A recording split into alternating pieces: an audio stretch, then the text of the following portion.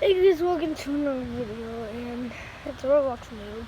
Today, I'm going to be showing you a homemade weapon I made just by myself, like all by myself. I was getting really bored. I was like, oh, maybe I should do the undead, and then I made undead weapons.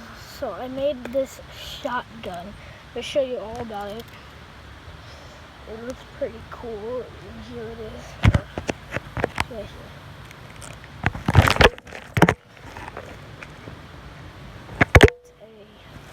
Pump shotgun. It's like from Fortnite.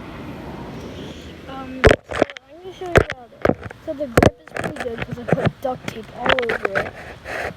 Then I added a stick to it, so it looks like the pump. Then I also added this little tack here, so it's like I'm reloading it. And it also has this for the stuff. Good shotgun. I'm not gonna sell it because it's homemade and I would never do it. So this is my shotgun. And I might be making some merchandise. Like if I know how, I know to go to Teespring. You go to Teespring and then you can make a shirt. I'll try doing that.